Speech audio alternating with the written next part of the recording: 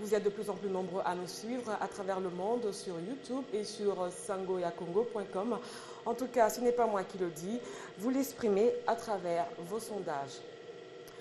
Des duplex, des réactions. La RTVS 1 vous informe toutes les heures, pendant toute la journée. Soyez les mieux informés, soyez les premiers à savoir.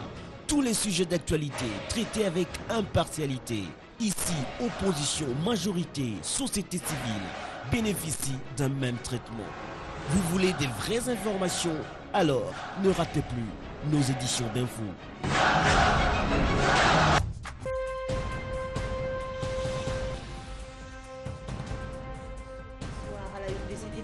Ce soir, Jean-Claude Vouemba sort du silence et accuse la majorité présidentielle d'être à la base du blocage de l'élection du porte-parole de l'opposition, sans passer par le dos de la cuillère. L'élu de Kassangoulou index le secrétaire général de la majorité de mettre le doigt à l'engrenage. Vous l'entendrez dans ce journal. À suivre également dans ce journal la journée mondiale de la population, célébrée ce vendredi sur toute la planète Terre, sous le thème « Investir dans la jeunesse ». Mais dans quelle jeunesse investir en RDC au moment où les jeunes Congolais sont pour la plupart plongés dans la délinquance? Votre rédaction a réfléchi sur la question. Autre sujet d'actualité ce soir, c'est la rescousse de la Corée du Sud à la population congolaise. Après Kinshasa, la Corée du Sud fournit de l'eau potable aux habitants d'Idiofa dans le Bandundu. Le projet a été lancé officiellement ce vendredi. Voilà tout pour les titres. Encore une fois de plus, merci de nous choisir pour vous informer. Le député national Jean-Claude Vouemba accuse la majorité présidentielle de bloquer la machine pour les choix du porte-parole de l'opposition. L'élu de Kassangoulou l'a dit ce vendredi dans une interview exclusive qu'il a accordée à la rédaction de la télé démocratique de la question relative à la poursuite des expulsés de Congolais de Kinshasa du Congo-Brazzaville. Jean-Claude Vouemba en appelle à l'intervention de la communauté internationale car selon lui, Brazzaville ne respectait pas les résolutions de la commission mixte entre les deux pays, Adoré-Oléla et Adema-Polo. L'Assemblée nationale, les sessions se succèdent sans que l'opposition ne se soit dotée d'un porte-parole. Pour le député national Jean-Claude Vouemba, cette carence est due aux manœuvres dilatoires observées par Robin Minakou, président de la Chambre basse du Parlement. Le président de l'Assemblée nationale, M. Robin Minakou, que j'ai beaucoup de respect pour lui en tant que président de l'Assemblée nationale, peut-il dire combien de fois les groupes parlementaires, UDPS et alliés, le plus grand groupe de l'Assemblée nationale, le MLC et alliés, l'UNC et alliés, l'ont demandé dans des conférences de présidents pour que lui et le président Kengouadondo du Sénat puissent faire venir la plénière de l'opposition pour que nous adoptons et votons le règlement d'ordre intérieur. Nous nous sommes mis d'accord sur tout. Mais il y a l'honorable président de l'Assemblée nationale, Robin Minakou, qui bloque. Et en dépit de la signature d'un protocole d'accord entre les deux pays, Brazzaville continue d'expulser les Congolais de Kinshasa. Pour le député Jean-Claude Vouemba, le Congo voisin réagit comme si de rien n'était, d'où son indignation face à la faiblesse du gouvernement Matata. Brazzaville a exigé maintenant les visas et le passeport. Kinshasa en a suivi. Mais dès lors qu'il y a eu des secs, dès lors qu'il y a eu des sinistres, tant humaines, nous avons des frères et des sœurs qui ont été tués là-bas, qu'on les a enterrés dans l'anonymat. Nous avons des frères et des sœurs qui ont tout laissé, meubles, immeubles, maisons et tout. Quel va être maintenant? Qui va rembourser bien cela? Entre-temps, le ministre des Affaires sociales, Action humanitaire et Solidarité nationale annonce la fermeture très prochaine du site des expulsés de Brazzaville situé à Maluku. Le porte-parole adjoint du bloc uni pour l'émergence et le développement du Congo, Burek, soutient la demande des États-Unis de faire pression au gouvernement rwandais pour respecter les clauses de l'accord cadre d'Addis Abeba. Yodi Pablo exige des sanctions exemplaires à l'endroit de Kigali, car selon le porte-parole du Burek, le régime de Kigali bloque l'application de cet accord. Il est au micro de Léon Kalombo. Aujourd'hui, ce n'est pas la première fois que les États-Unis d'Amérique condamnent le Rwanda. Nous demandons beaucoup plus de passer directement aux actes. Parce que Quand vous condamnez, vous laissez comme ça, et les Rwandais continuent toujours à agresser la RDC. Et la question de se poser pourquoi les Rwandais n'arrivent pas à respecter encore l'accord d'Addis Abeba. Parce que cet accord, c'était un accord très important pour la stabilité de la région du Grand Lac.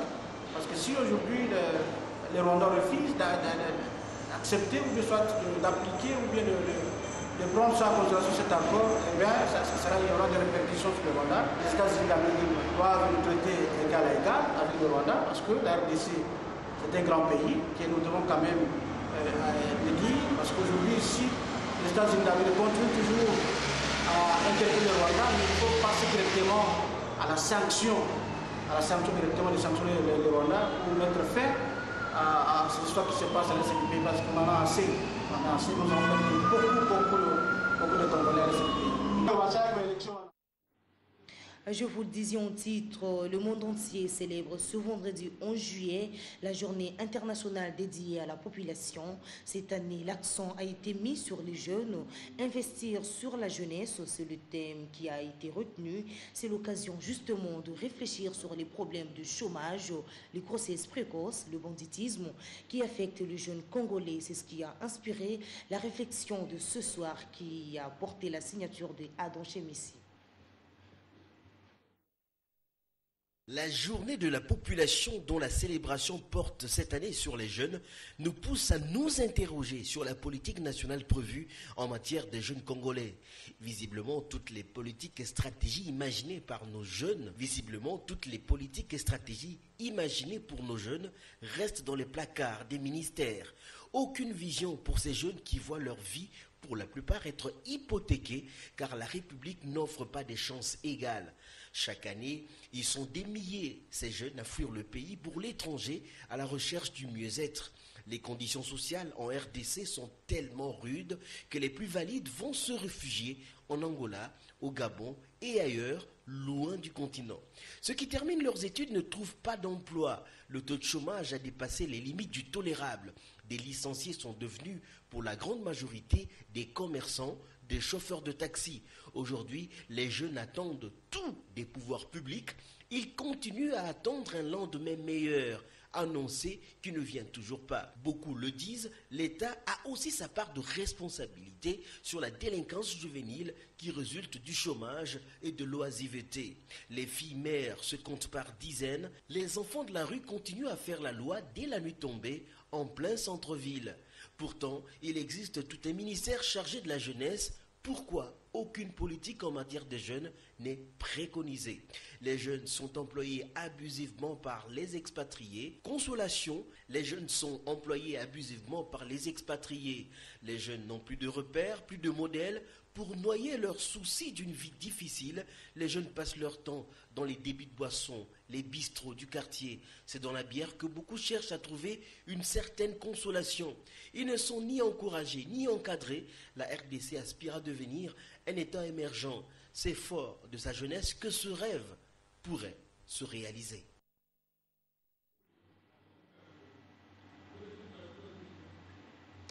Après le projet intègre de Kitini dans le plateau de Bateke, à près de 150 km de Kinshasa, la Corée du Sud, s'en vont à la rescousse de la population de la province du Bandundu avec le projet d'eau potable et d'assainissement dans le territoire d'Idiofa.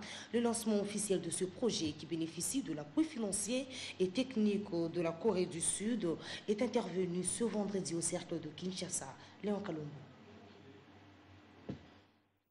L'amitié Corée du Sud-RDC continue de porter ses fruits. Voilà qui justifie la présence du ministre de l'Agriculture, Pêche et Élevage aux côtés de l'ambassadeur de la Corée du Sud pour le lancement officiel du projet d'eau potable et d'assainissement dans le territoire d'Idiofa dans la province du Bandundu. Relevant les statistiques présentées par les experts des deux pays, l'ambassadeur de la Corée du Sud s'est dit déterminé à aller jusqu'au bout de ce projet pour l'amélioration du bien-être de la population du territoire d'Idiofa. Comme la plupart des milieux ruraux en RDC, le taux d'accès à l'eau potable dans le territoire d'Idiofa est d'environ 20%.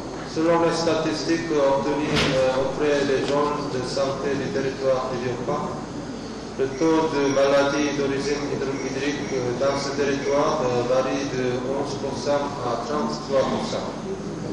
J'espère qu'après la mise en œuvre de ce projet, le territoire d'Idiopa deviendra l'un des coins de la République démocratique du Congo où l'eau et l'assainissement sont améliorés et cela peut se propager dans d'autres territoires à travers le pays.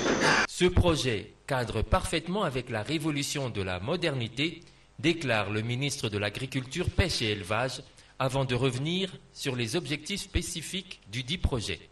D'augmenter la quantité et d'améliorer la qualité d'eau potable utilisée par les habitants de cette entité politico-administrative, de diminuer le taux de maladies hydriques et de renforcer les capacités des parties prenantes pour une gestion durable des installations d'eau et des installations sanitaires améliorées. Nous nous sommes réunis fin juin avec les partenaires et nous venons de mettre en place une commission pour élaborer les manuels de gestion des infrastructures rurales. À travers ce projet, le territoire d'Idiofa remercie le chef de l'État pour sa politique d'assainissement des entités politico-administratives. Dans le reste de l'actualité, la nomination de Janine Mabunda en qualité de la représentante du chef de l'État en charge des questions des violences sexuelles est saluée par Joséphine Bomou, chargée des questions de genre au Bloc uni pour l'émergence et le développement du Congo Burek. Elle demande par la même occasion à Janine Mabunda de procéder déjà à la consultation de toutes les couches de la population afin de s'imprégner de tous les maux qui rongent la femme congolaise. Un reportage de Léon Kalombo. Fidèle à sa parole, le chef de l'État Joseph Kabila Kabange vient de nommer Janine Mabunda, représentante en charge des questions des violences sexuelles, conformément aux résolutions des concertations nationales. Pour Joséphine Mbombu, chargée des questions du genre au Bloc uni pour l'émergence et le développement Congo-Burek, le président de la République a écouté les cris de la femme congolaise. D'emblée, quand j'ai suivi à la télé la nomination de Madame Janine Mabunda, je me suis dit, waouh, celle-là je la connais, c'est une femme forte. Et mettre une femme à la place qu'il faut, ça doit être une chose qui doit vraiment être admirée des autres. S'adressant à Janine Mabunda, Joséphine Bombu lui recommande tout simplement les consultations avec toutes les catégories des femmes du pays. Tout ce que nous pouvons demander à Janine Mabunda, c'est une femme d'abord, de un, qui connaît ce que c'est une violence faite à la femme.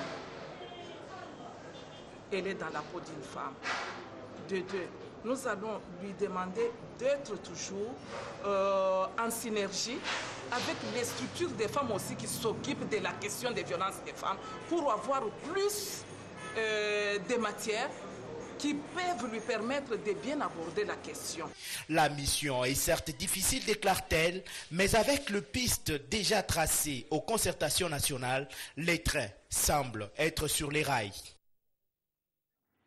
149 dossiers ont été payés lors de l'opération dénommée Jeudi sinistre du 10 juillet 2014, payés par la Société nationale d'assurance de la RDC. Ces dossiers se rapportent essentiellement aux branches d'assurance automobile, vie et incendie. La traditionnelle opération Jeudi sinistre s'est déroulée à l'agence SONAS de la 7e rue Limité, place commerciale.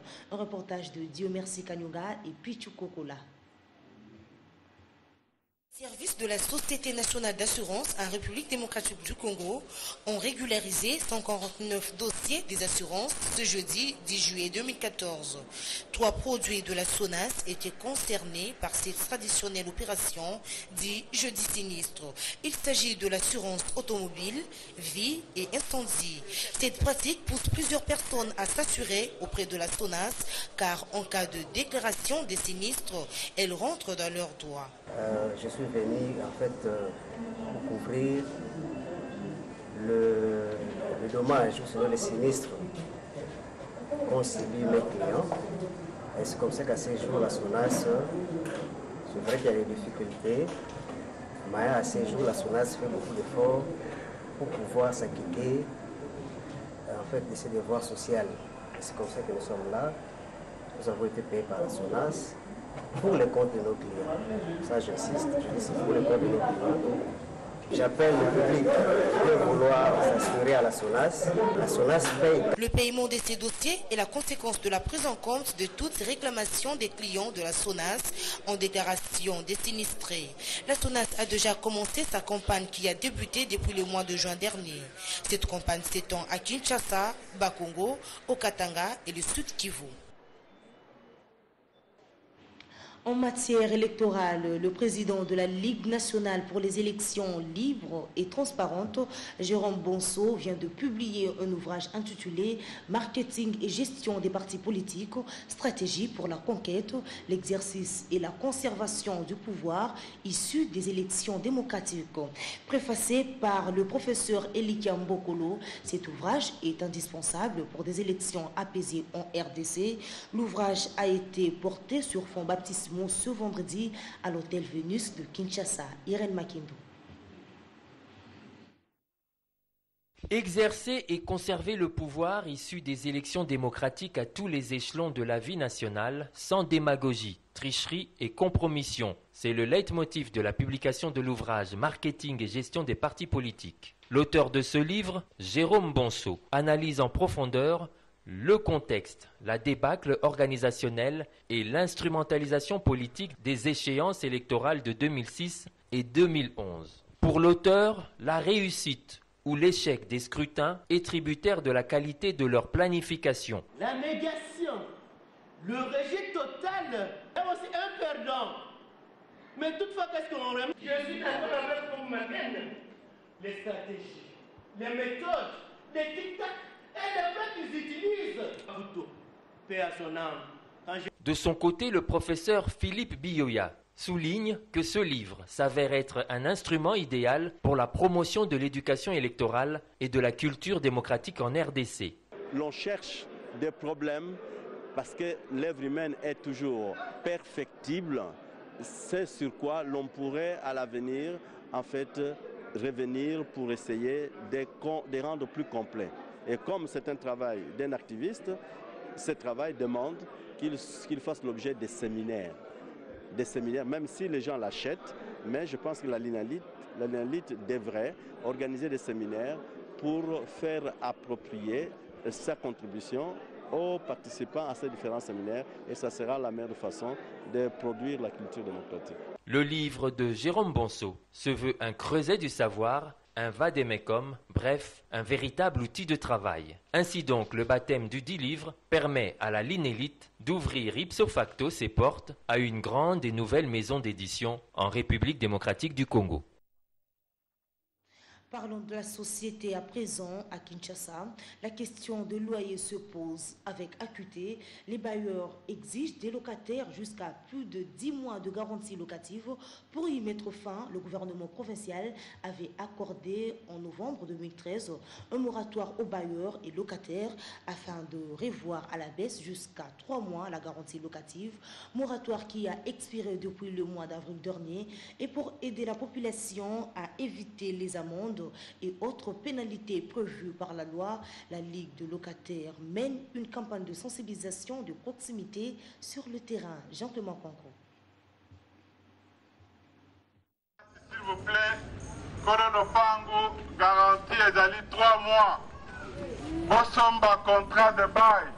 C'est par cette clameur publique que la Ligue des locataires procède à la sensibilisation des bailleurs et locataires. Cette stratégie est applaudie des deux mains par les habitants du quartier Sans Fil dans la commune de Massina. Ce n'est pas une initiative de l'État, il y a une garantie, il y a comme 3 mois. Parce qu'ils ont aidé les moyens et des papes qui nous foutent les lettres, ils sont dans les parents, tous les ans, nous allons nous dire, ok, le garantie 10 mois, ok, 10 mois, ok, 7 mois. Mais ce mois, 3 mois, c'est sorti pour nous appeler dans les parents. Alors, il y a la garantie. Comme un système, il y a un contrat. Ceux qui ont 10 mois au PSI, comme garantie, contrat, il y a 10 mois. Ceux qui 10 mois, et si contrat na opena ye abubu via Faustin, Sinapezo et Mandibou, tous deux bailleurs dans ces quartiers, invitent les autres à respecter la loi établie.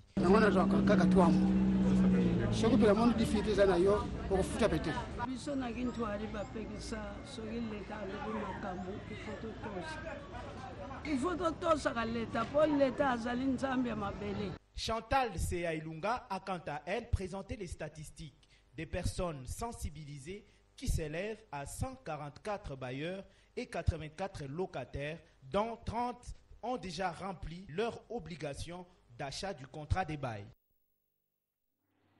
Vous le savez peut-être, les changements de saison a une influence sur la coiffure des femmes. L'entretien de cheveux pendant la saison sèche, pendant la saison des pluies, allais-je dire, diffère de celui appliqué pendant la saison sèche, lequel doit être à la fois régulier et permanent. Ainsi, pour protéger leur chevelure pendant la saison sèche, les femmes préfèrent porter des mèches et des plantes ou, faute des moyens, se faire tresser les cheveux. Suivez plutôt ce reportage de nos stagiaires Bijou Kitenge et de Benicita. Plus qu'hier, les cheveux contribuent à n'en pas douter à la beauté d'une femme. Leur entretien doit être régulier, 12 mois sur 12, quel qu'en soit le coût. On le fait de même pendant la saison sèche. Même dans les salons de coiffure, on les retrouve également. Pendant la saison sèche surtout, de nouvelles dispositions doivent être prises afin d'éviter toute cassure des cheveux, ce qui pousse les filles à se parer des mèches ou autres tresses. Moi, je ne le fais pas seulement pendant la saison sèche. Cheveux naturels, plantes ou encore mèches, toutes ces parures concourent à rendre la femme plus belle à condition de bien s'en servir. Direction l'hôtel du gouvernement où la traditionnelle visite du vendredi a été respectée dans le cadre de la journée porte ouverte instaurée par le Premier ministre Augustin Matata Ponyo. Au nombre des visiteurs de ce vendredi figurent les journalistes de l'Axe, les Miss francophones ainsi que le membre de l'ONG Océan, Nadine Galoula.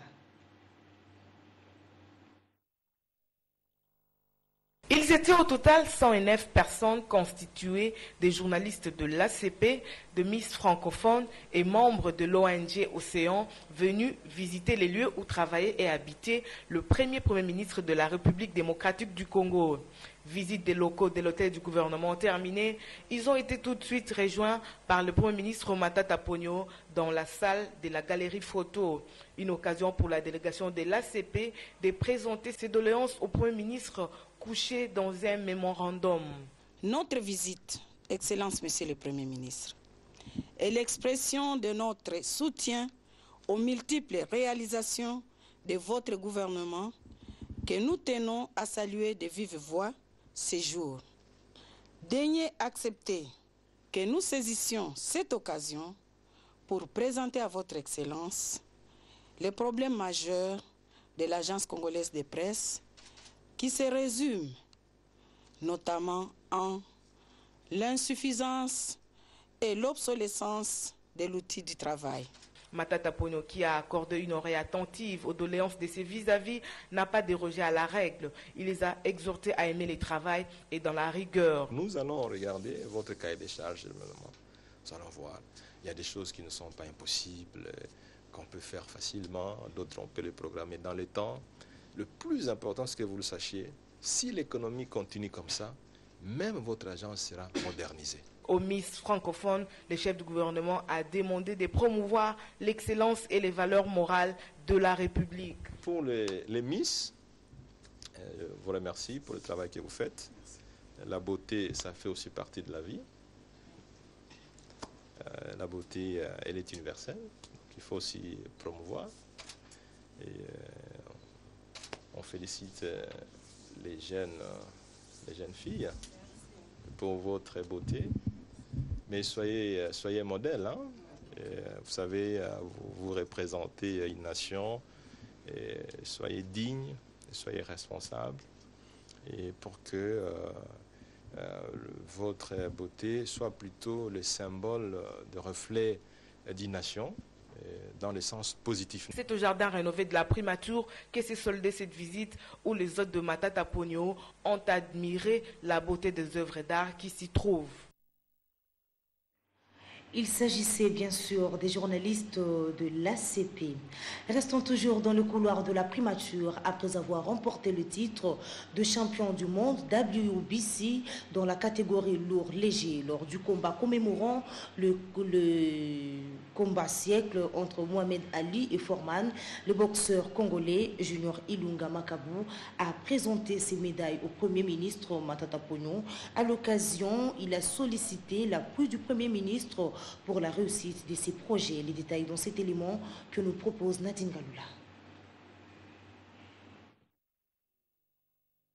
C'est-à-dire, les choses ont essayé un peu de tenir et réussir à cette première round. Nous étions là avant de préparer tous ces combats. Nous avons vu le Premier ministre. Les choses auront réussi et puis nous attendons enfin que nous puissions encore installer le deuxième round pour voir comment ça doit réussir avec l'appui de notre gouvernement. À titre un peu successfully, comme je vais le dire, et puis je m'attends maintenant à combattre pour une autre ceinture qui sera le final de champion. Je suis reconnu maintenant deuxième numéro 2, c'est pour cela que je vais attaquer le champion maintenant.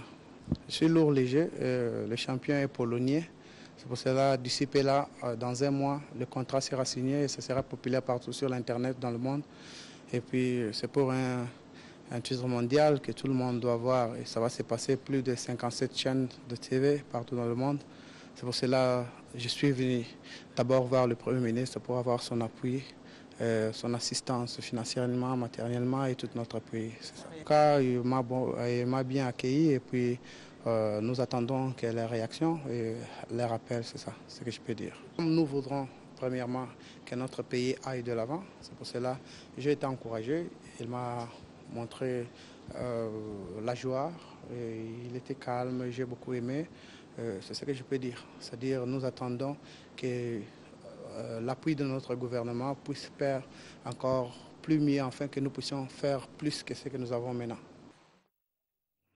En sport football, la phase finale de la 20e édition de la Coupe du Monde Brésil 2014 est à 2 rencontres de sa clôture. À l'affiche, ce samedi 12 juillet, dans le cadre de la petite finale, le Brésil, pays organisateur, croisera le fer avec le Pays-Bas et la grande finale se disputera le dimanche 13 juillet entre l'Allemagne et l'Argentine. Retour sur les grands moments et parcours de cette course suivi. Excellente suite de programmes sur la télé démocratique.